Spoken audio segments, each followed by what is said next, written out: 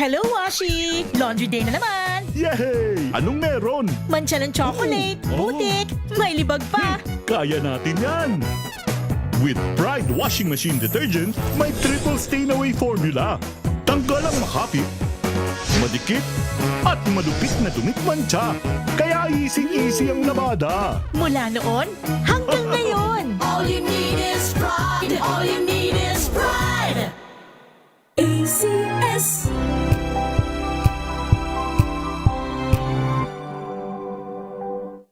Maulan man, no worries na amoy kulog ang damit. Charm, Fab, Con, bangong pumakabloom. Tanggal amoy kulog sa bango ng charm. Kaya gamit ko, Charm Fab Con with Bloom Fresh Technology. Kills 99.9% of kulob-causing bacteria. May aroma burst pa of thousands of flowers and berries. Ang sampay sa loob, no amoy kulob. Bangong pumakabloom sa charm. Charm Fab Con. ACS.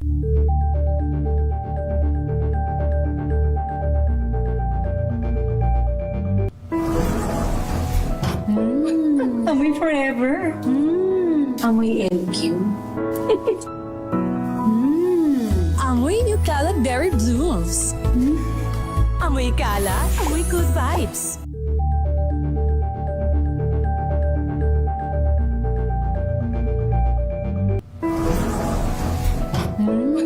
Amoy forever. Amoy LQ.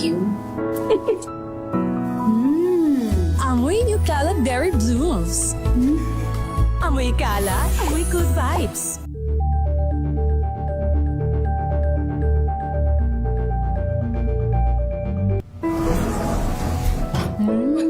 Amoy forever. Amoy LQ. Amoy New Cala Berry Blooms. Amoy Cala, amoy good vibes.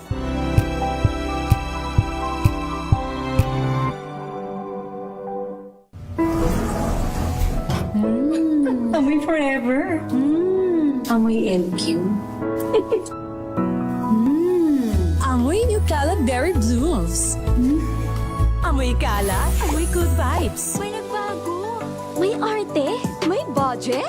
Akala nyo lang yon. So solid. White rose papaya, wow, white rose. White rose papaya, wow, white rose. White rose papaya. May glow up with a white rose papaya. White Rose Papaya. May puti power times 2 kasi may papaya at niacinamide. May shea butter and tea tree oil pa. Kutis sulit ang glow May up. glow up with a white rose papaya. White Rose Papaya. Kutis sulit ang glow up. ACS. Amoy forever. Amoy LQ. Amoy New Cala Berry Blooms. Amoy Cala, amoy good vibes.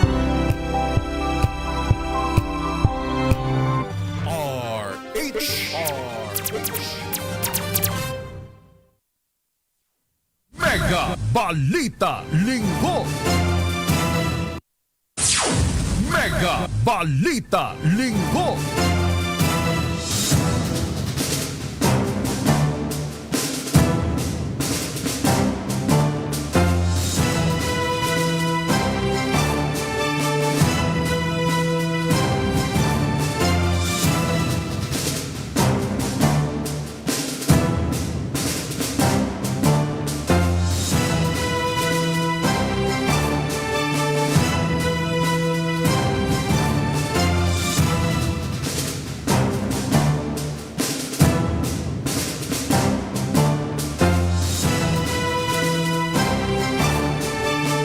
At sa pagpapatuloy ng ating balita talakayan ngayong unang linggo ng buwan ng Enero 2026. Ako po ang inyong lingkod sa pagbabalita ko po si Val Gonzales. Maraming salamat sa ating executive producer na si EP Wina Pearl Harascal Hezoro. Ulitin lang natin itong napakalagang balitang kanina'y narinig ko na. Pero narinig na natin, pero ulitin lamang ho natin, magpapaulan sa buong bansa o sa halos buong bansa ang Northeast Monsoon o amihan, shearland at easterlies ngayong araw hanggang bukas January 5. Ayon kay Pag-asa weather specialist Alzar Aurelio. Inaasahan ang maulap na kalangitan na may mga kalat-kalat na mga pagulan sa Cagayan Valley, Aurora, Quezon, Marinduque, Oriental Mindoro, Bicol Region, Visayas, Palawan at Caraga. Habang magiging maganda naman ang panahon dito sa Metro Manila at natitirang bahagi ng bansa, pero posible pa rin makaranas ng isolated rains. Samantala, isa ang inaasahang bagyo na posibleng pumasok sa bansa ngayong buwan ng Enero. Pakinggan natin si Alzar Aurelio, ang weather specialist ng DOST Pag-asa. Well, dito sa buwan nito ay isa lang po. Isa lang.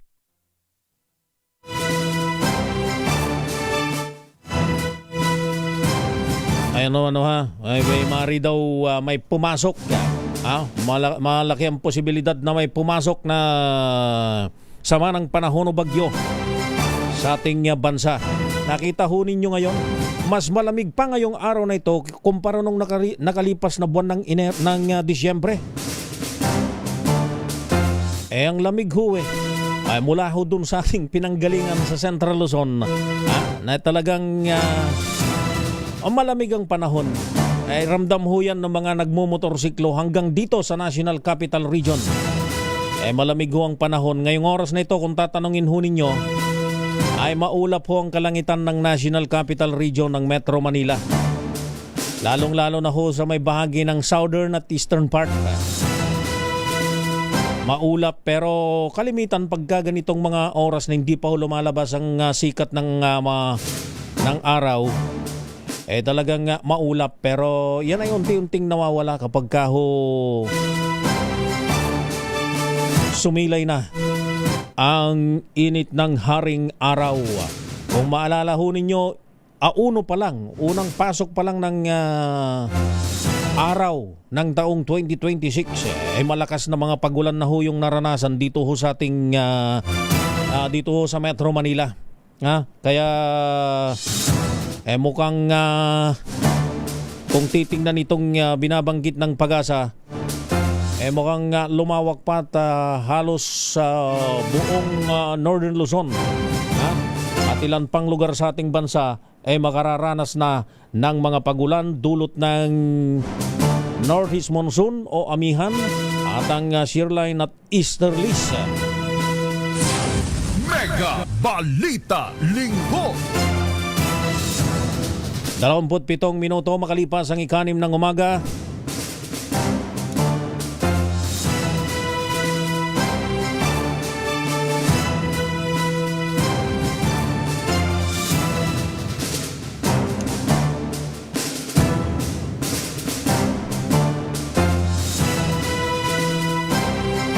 Bumaba sa 5% ang economic growth ng bansa sa unang tatlong quarter nitong 2025 na mas mababa sa 5.7% growth noong 2024. Sa panayam ng programang Special on Saturday, sinabi ni Ibon Foundation Executive Director Zani Africa na patunay ito ng lumalalang problema ng employment, income at food security sa bansa. Bagamat naniniwala si Africa na dapat masolusyonan at mawakasan ang korupsyon, ang pagpapanagot lamang sa mga tiwaling opisyal ay hindi sapat para ma-stabilize ang ekonomiya ng bansa. Kailangan pa rin aniyang magkaroon ng pondo para masolusyonan ang problema sa employment, lalo na sa food security gaya ng pagtaas sana ng budget para sa sektor ng agrikultura. Sa totoo lang, kahit ayusin yung usapin ng pork barrel, kahit walang pork barrel sa pambansang budget, kulang pa rin ang binibigay na budget para sa agrikultura, para maging mas murang pagkain, para maging mas produktibo yung mag-asaka. Kulang, actually halos walang binibigay para palakasin ang Pilipinong industriya. At kung hindi binibigyan ng atensyon ng pamahalaan ang pagpalago ng agrikultura, pagpapatibay, pagpapalago ng pambansang industriya, Pilipinong industriya, hindi yung mga dayuhan na nasa export processing zones, kung hindi bigyan ng karampatang pansin ang dalawang sektor na yan, palaging kukulangin ng trabaho, palaging kukulangin ng kita, at palaging dadami ang mahirap at nagugutom. Mega Balita Linggo. 29 na minuto makalipas ang ikanim ng umaga. Target naman ng Land Transportation Franchising and Regulatory Board o LTFRB na gawing full digitalized na ang lahat ng transaksyon ngayong 2026. Ayon kay LTFRB spokesperson Vigor Mendoza II, kabilang narito ang aplikasyon, verifikasyon at iba pang transaksyon tulad ng petitions at motion at mga motion. Kaugnay nito, inaayos na rin ng ahensya ang online platform para maging mas user-friendly, katulad ng paglalagay ng Certificates of Public Convenience at Provisional Authority para sa mga pampublikong mga sasakyan. Oras na may patupad, inaasahang mababawasan ang problema sa fixtures dahil magiging diretso at mabilis na ang transaksyon sa pamamagitan ng online system. Alam ho ninyo itong Department of Environment and Natural Resources, EMB, yung Environmental Management Bureau na ang kanilang opisina ay nandito ho sa lungsod ho ng Quezon. And magpapatupad o nagpatupad na pagpasok ho ng buwan ng Enero, nagpatupad na ho ng work from home yung malaking bilang ho ng kanilang mga empleyado. At digitalized na ho, full digitalization na ho ang ipinatutupad ng Environment Management Bureau ng Department of Environment and Natural Resources. Hanggang Marso ho yan, titingnan ho nila kung ano ho yung magandang epekto ho nito. Halimbawa, kukuha ka ho ng mga requirements sa itinatayo mong halimbawa struktura, full digitalized na ho sila. Makukuha mo na ho lahat ng mga requirements na hinihingi sa pamamagitan lamang ng online. At yung kanilang mga empleyado ay work from home. Ayan, dadagdagan ko ho ang impormasyon yan dahil nakita ko lamang ho kanina na sila ay nagpatupad na ho ng work from home dun sa kanila hong mga empleyado. Hindi ho yung mismong DENR National, hindi ho yung mismong punong tanggapan ho ng DENR, kundi yung isang division lamang, yung EMB, yung Environmental Management Bureau. Yun ho ay nagpatupad na ng work from home. Alamin pa rin ho natin yan yung buong detalye ho niyan. So nabanggit ko lang dahil itong LTFRB plano na nila yung magpatupad ho ng full digitalization doon ho sa lahat. Marami ho kasing mga itong regulatory agency ho na ito ay marami hong mga transaksyon na pwede naman ho talaga kasing gawing online na ho yan. Parang yung EMB, yun ho ay regulatory agency rin ng Department of Environment and Natural Resources. Titingnan ho natin kasi baka mukhang makabuti pa ho sa iyong ganon. Wala na hong ikangay transaksyon ng kausap mo'y tao, kundi puro mga dokumento at mga pagbabayad na lamang sa online kung merong kailangang bayaran ng gagawin. Mega Balita Linggo. Ang tawag ho dyan ay pag-unlad. Mega Balita Linggo. Eto, magandang balita ho ito. Lalong-lalo na ho doon sa mismong nanalo ho. Na mananaya ho ng Grand Lotto ng PCSO. Dahil nasungkit ho ng isang solong mananayang Grand Lotto 655 jackpot na nagkakahalaga ng 288,606,075 pesos nitong nakaraang o nitong Sabado kagabi. Ayon ho sa Philippine Charity Sweepstakes Office o PCSO, nakuha ng nag-iisang mananayang tamang kombinasyon. Eto ho, baka ho kayo na yung may hawak ho ng lotto ticket ho na ire. Itago na ho ninyo inyong mga ticket. Ilabas na ho ninyo. Ayan, nailabas na ho ba ninyo yung inyong mga ticket? Eto ho yung nanalo ng mahigit 288 million pesos. Ito yung mga numero: 13, 13, 42, 42, 6, 6, 45, 45, 24, 33. Ulitin ko ho: 13, 42, 6, 45, 24 at Samantala wala namang nanalo sa Lotto 642 draw o 642 draw matapos mabigong mahula ng kombinasyong 41, 18, 32, 23, 10 at 39 na may jackpot prize na halos 6 na milyong piso. Mega Balita Linggo. Tagasang kaya yung maswerteng nanalo ho na yon? 35 minuto na ho makalipas ang 6 ng umaga. Muli ho tayong magbabalik makalipas ang ilang paalala.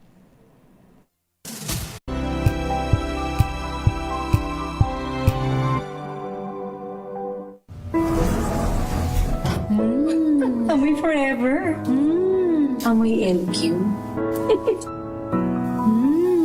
Amoy New Caleb Berry Blooms. Amoy kala, amoy good vibes.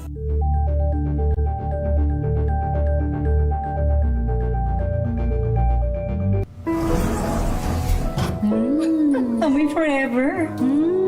Amoy LQ. Amoy New Caleb Berry Blooms. Amoy kala, amoy good vibes.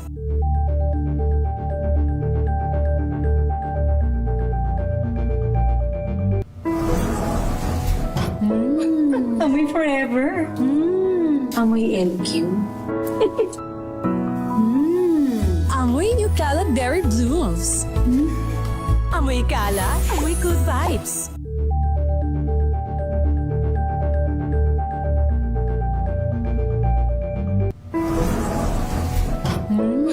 Amoy forever. Amoy LQ. Amoy New Caleb Berry Blooms. Amoy kala, amoy good vibes.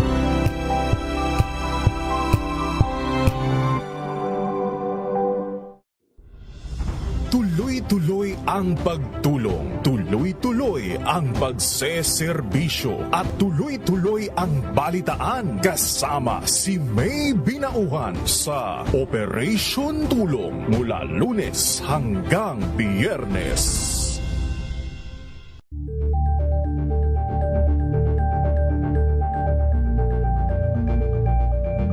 We've got you covered. From the hottest hits, exclusive interviews, kilig to the bones fan meet experience, and hataw performances of your favorite stars. Saturdays, 12 noon, dito lang sa DZRH TV.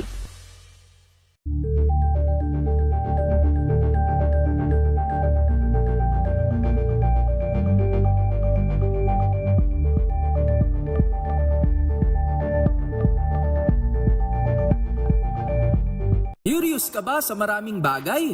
Kami na ang bahala dyan.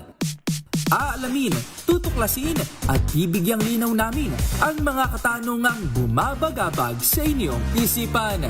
Sa programa kung saan ang bawat sagot ay galing lamang sa mga eksperto.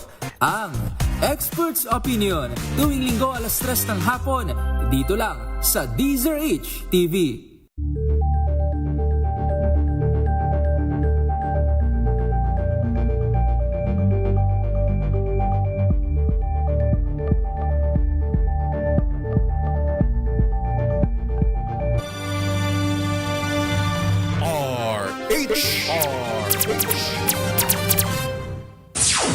Mega Balita Linggo.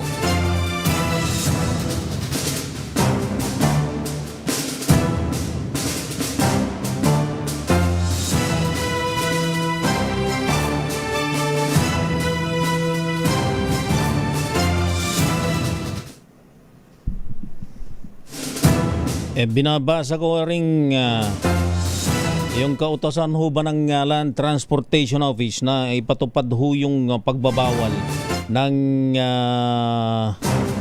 pagdaan ng mga e-trikes at mga e-bikes doon ho sa mga pangunahing highways. Binabasa ko ring itong news article ng The Philippine Star na issue ngayon, araw ng linggo. dinagdagan pa ho yung mga lugar kung saan ipatutupad ho yung pagbabawal sa pagdaan ho ng mga e-trikes at e-bikes na ito dun sa mga major thoroughfares, mga major highways dito ho sa ating bansa, mga national road. Dati ho kasi nung araw ho ng Biyernes, kung hindi ako nagkakamali, nung araw ng Biyernes, pumunta ho ako riyan sa may bahagi po ng Commonwealth Avenue. Hindi pala kasama yung Commonwealth Avenue. Nabanggit kong marami ho yung mga nagdaraan ho. Ngayon ay isinama na ho dito sa revised na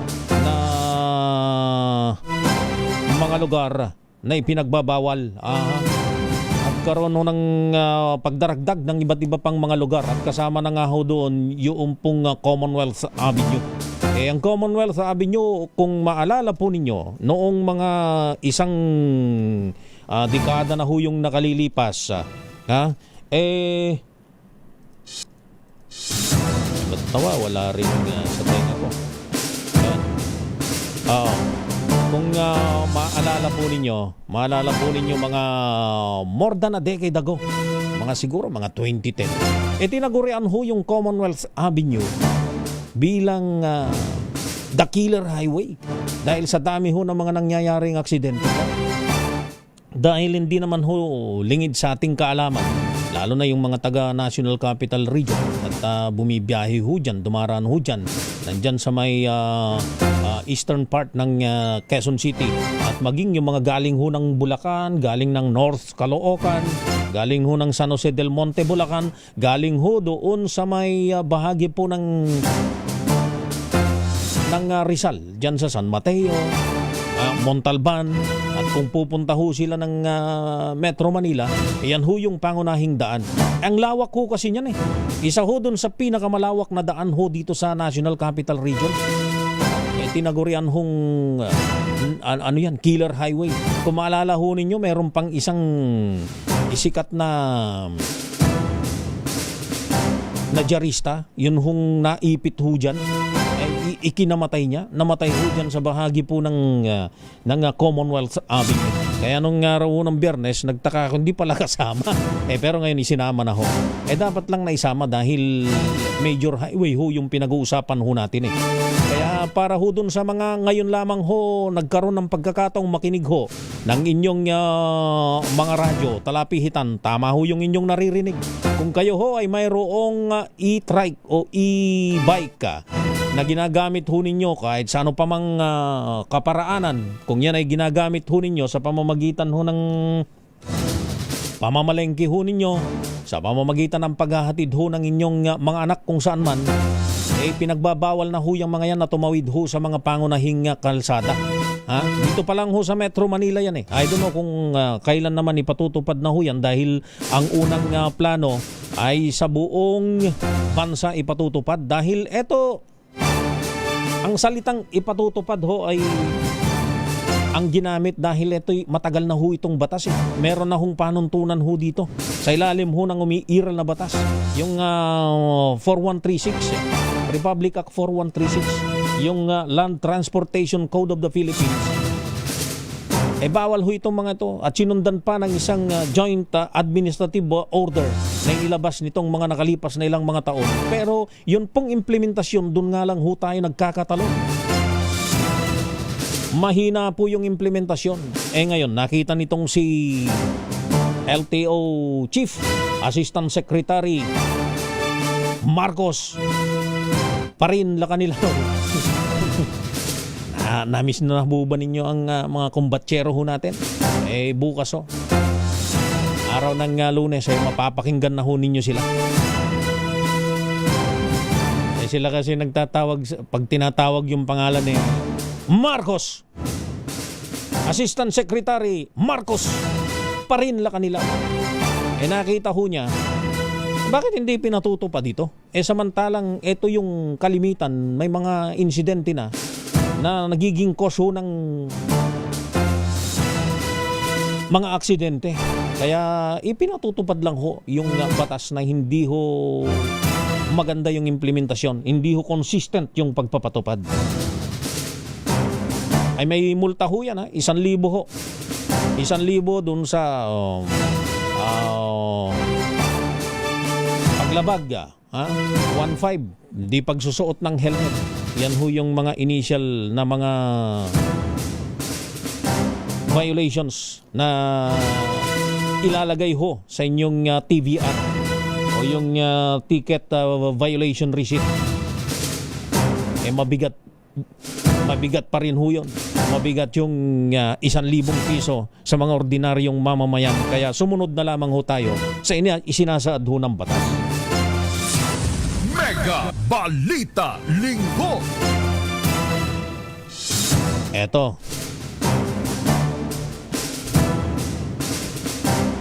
Eto, bakit naman isinama mo tong balitang ito, Ipiwina?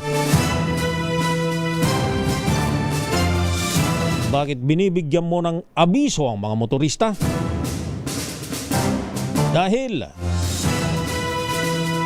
taliwas daw ho dun sa inaasahang rollback, abay namumurong tumaas ang presyo ng diesel at kerosene sa susunod na linggo. Ayon sa oil industry sources, 30 sentimo hanggang 50 sentimo ang posibleng dagdag sa diesel, habang 20 sentimo naman hanggang 40 sentimo sa kada litro ng kerosene, habang posibleng walang paggalaw o bumaba ng 10 sentimo ang kada litro ng gasolina. Ang pattern talaga, pagbabaan ang pag-uusapan, halos hindi makita dahil 10 sentimo. Halos hindi maramdaman. Pero pagkataasan ang pinag-uusapan, halos mabali ang leeg mo doon sa mataas na pagsirin sa presyo. Sa Lunes, malalaman ang pinal na oil price adjustment na bunga umano ng geopolitical sentiment, inaasahang oversupply, mahinang demand expectations, lalo na sa mga major consumers gaya ho ng bansang China. Mega Balita Linggo. Patuloy pa rin ang pag-aulburuto ng Bulkang Mayon base sa obserbasyon ng Philippine Institute of Volcanology and Seismology o PHIVOLCA.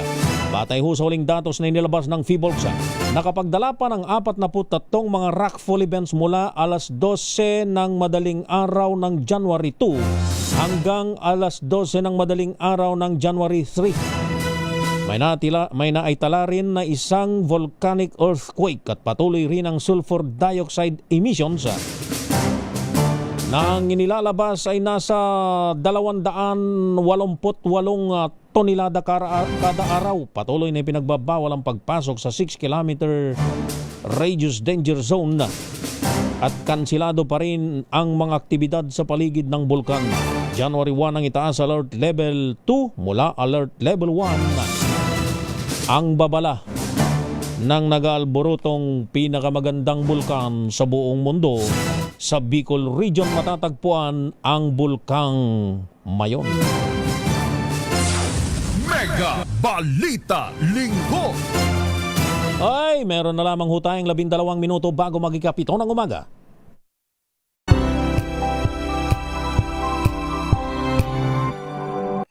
Mga balitang gigising sa inyong umaga. Mga balitang kailangan mong malaman. Mapapakinggan sa ACS Balita sa 2x2. Kasama sina Anthony Taberna at Jerry Baha. Lunes hanggang Biyernes.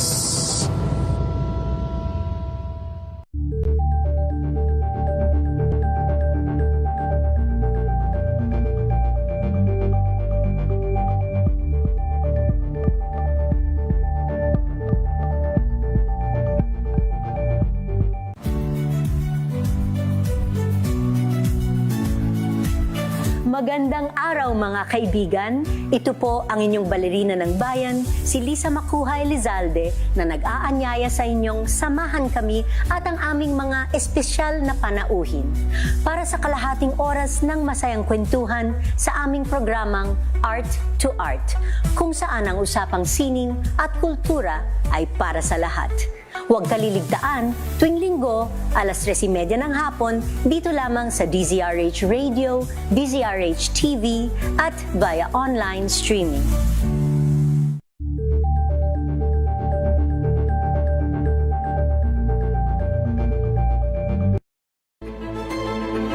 Pakikinggan ang bawat panig. When you fight for justice, think about the queer people. Kung hindi kami magkukwento, sino ang magkukwento para sa amin? Ang mga panawagan, ipababatid. Hindi talaga ito masusing pinag-aralan ng gobyerno. The women who are beaten and abused. It's time to listen to their voices. Tunghayan ang iba't ibang boses, mga kwento mula sa iba't ibang anggulo. Dito lang sa Point of View. Mapapanood tuwing linggo, alas 12 ng tanghali sa DZRH TV.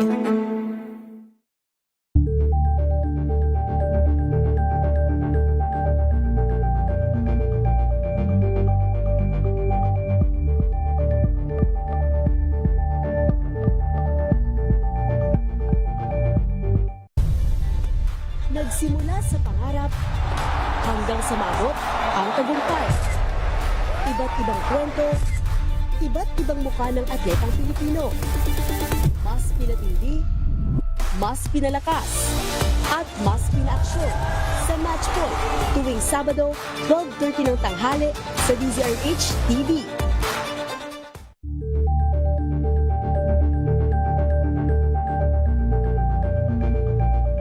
Tambalang Anthony Taberna at Jerry Baha ang gigising sa inyong umaga dahil lalatay ang humahagupit na diskusyon at komentaryo Lunes hanggang Biyernes sa 2x2.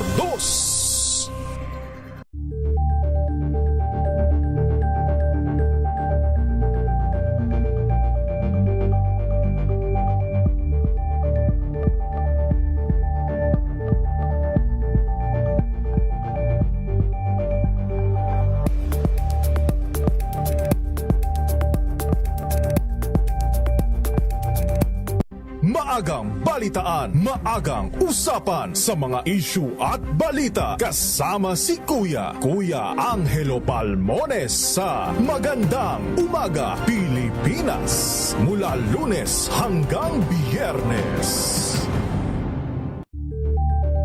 Mega Balita Linggo.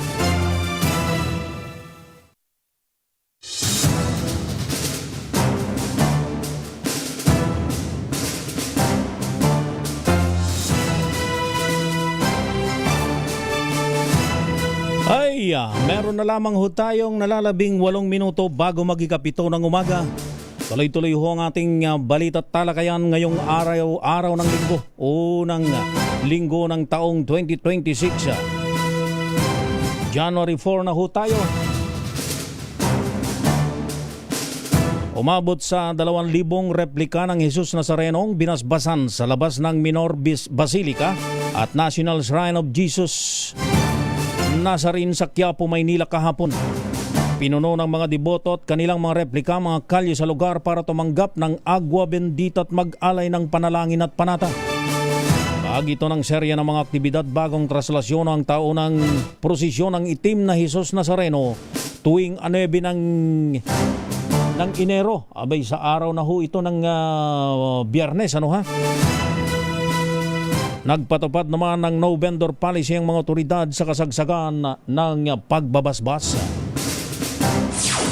Mega Balita Linggo. Sa kaugnay na balita, abot sa 15,000 police officers ang ipapagkalat ng Philippine National Police sa traslasyon na may kinalaman sa pista ng Pong Nazareno sa January 9. Ayon sa Manila Police District, ito'y para matiyak ang seguridad sa isa sa pinakamalaking annual religious gathering sa ating bansa. Samantala, magbubukas naman ang mga alternatibong ruta dahil sa mga kalsadang pansamantalang isasara para bigyang daan ang malayang prosesyon. Naglabas na rin ang PNP ng listahan ng mga pinagbabawal na gamit para sa mga lalahok sa traslasyon 2026. Mega Balita Linggo.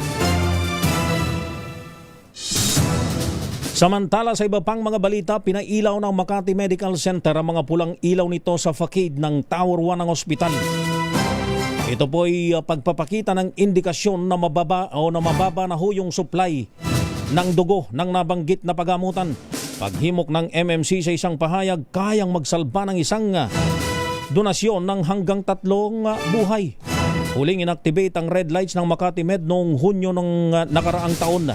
Hinikayat ng pagamutan ng publiko magligtas ng iba ngayong pagpasok ng bagong taon. Para sa mga interesado, abay mari daw ho kayong magtungo sa blood bank ng MMC sa ikalawang palapag ng Tower 2 mula alas 8 ng umaga hanggang alas 10 ng gabi. Alam ho ninyo, kayo hong mga hospital, kung makahingi ho kayo ng dugo, akala ho ninyo humihingi lang ho kayo ng isang pabor na ganon ho ang kalakaran. Ayan, marami hong makakarelate ho sa atin dito sa sasabihin kong ito. Alam ho ninyo, para makainganyo kayo, pwede ho ba gumawa ho kayo ng isang konsepto na lahat ng mga magdo-donate ng dugo, hindi lang ho ang tinutukoy ko ho rito itong Makati Medical Center, yung lahat ho ng mga ospital. Pwede ho ba? Dahil ganon-ganon na lamang ho kayo manghingi ho ng dugo, pwede ho ba maglabas ho kayo ng isang panuntunan policy na kapag ka ang isang individual ay nag-donate ho ng dugo, pag pumasa sa lahat ng mga requirements, maaari ba na sa bawat bag ng dugo ay meron din hong libre sa kanyang pamilya sa pagpapagamot? Kasi kung makahingi ng dugo, eto, alam naman ho natin na talagang napakahalaga ho ng kanilang ginagampanan. Pero para naman ho mabigyan ho natin ng insentibo, yun hong mga nagdo-donate ng dugo, at para kayo ho ay hindi na kailangang magpailaw pa ng kulay pula sa inyong mga pagamutan dahil sa kakulangan ho ninyo ng supply, at para makainganyo pa kayo ng mas maraming mga individual na mag-donate ng dugo, pwede ho ba magbigay ho kayo ng pulisiya na kapag ang isang donor ay nagbigay ho ng kada isang bag ho ng dugo, pwede ba malibre naman ho ng isang taon? O kung kailan magkakasakit yung kaanak ng isang donor, ilibre naman ho ninyo para makainganyo ho kayo. Hindi yung kung makahingi kayo, parang nasa palengke lang na bibili lang o hingi lang ng kung ano. Alam namin na ba kayo ay mayroon ding kanya-kanyang tinatawag na CSR or yung Corporate Social Responsibility. Pero magbigay naman ho din ho kayo ng pabor. Ang tanong ho sa inyo, hindi ho itong Makati Med ang aking tinatanong, pinapatungkol yung iba pang mga ospital. Alam naman ho natin, itong Makati Medical Center talagang sa mga Corporate Social Responsibility ay punong-puno ho ito. Maraming mga konsiderasyon na naibibigay ho dun sa ating mga kababayan. Yung mga ibang ospital, ang tanong ho ng taong bayan ho sa inyo, taas noo ba yung corporate social responsibility ninyo? Taas noo ba na masasabi ninyo? Taas noo ng inyong budhi at konsensya yung inyong mga CSR? Ang dami ho dyan hirap na hirap yung ating mga kababayan. Doon ho sa pagpasok po pa lang sa mga pagamutan. Yung magda-down ka, akala ho ba ninyo hindi ho nangyayari yun? Nangyayari ho yun. Hindi ho sa mga public hospital. Pero doon ho sa mga private hospital, sa mga pribadong mga hospital, nangyayari ho yan. Sa kabila ng meron na ho tayong batas na umiiral tungkol ho dyan. Mabuti na lamang ho Mabuti na lang Boss Sherwin Alparo. Mabuti na lang nandyan ang Operation Tulong. Nandyan ang Operation Tulong na mula pa ho 1960s ay kaliwat kanan na ho yung pagsasagawa. Napaka-aktibo at napakasibag ho dun sa pagsasagawa ng mga bloodletting activities. Yun ho'y hindi matatawarang pagtulong ho yun dahil yun ho ay hindi ho iniimbak sa opisina ng Operation Tulong, kundi ibinibigay ho yun dun sa mga ospital na nangangailangan ho ng dugo. Katulad na lang. Eto, tayo naman nagsasabi lamang ho ng katotohanan. Yun hong Philippine Red Cross. Yung Philippine Red Cross. Kung makahingi ho ng dugo, parang ganun-ganun na lang Alam mo pagkadali-daling magtawag. Pero pagka ho kayo ay pupunta ron para humingi ng dugo, parang ayaw kang bigyan. O kayo, yung ating mga kababayan, sige nga, kung mali itong binabanggit ko at malayo sa katotohanan, ano bang experience ho ninyo sa paghingi ng dugo? Yung iba nga, may bayad pa eh. Mega Balita Linggo. At talagang may bayad. Alam na alam ho namin dahil sa Operation Tulong ho eh. Sa dami ho ng mga nanghihingi ho ng tulong din eh. Kay Ma'am May Binauhan, pahirapan. Ang namumroblema si Ma'am Marieta Binauhan. Siya ang namumroblema para kung saan hihingi ng dugo, kung saan hihingi ng tulong. Kaya kayong mga ospital, magkasa kayo, nahamong kuku kayo, magkasa kayo ng isang plan ba? Isang parang insentibo dun sa mga magdo-donate ng dugo. Pag nag-donate ka ng isang kabang dugo, kaban ba? Nag-donate ka ng isang bag ng dugo, maaari ba ay libre mo rin yung isang anak ng donor. Impunto alas 7 na ho ng umaga. Palaganapin ho natin ang pagmamahal sa ating kapwa ngayong pagpasok ho ng taong 2026. Dahil kung wala ho tayong pagmamalasakit sa kapakanan ho ng mga maliliit, ay nako, kawawa ang mga mahihirap. Buti ang mga mayayaman eh. Ang sabi nga nila, yung kalusugan daw ay hindi nabibili. Hindi ho, nabibili na ho ngayon ang kalusugan. Siguro kung terminal disease na ang tumama sa iyo, maring hindi. Pero yung pangangalaga ho ng kalusugan, yan ho ay nabibili. Ay nako, 1 minuto na ho makalipas ang 7 ng umaga. Yan na ho ang kabuuan ng ating balita at talakayan ngayong araw ho ng linggo. Ko pa rin ang inyong lingkod sa pagbabalita. Ko po si Val Gonzales. Hanggang sa susunod na linggo, Happy New Year sa lahat ng ating mga kababayan.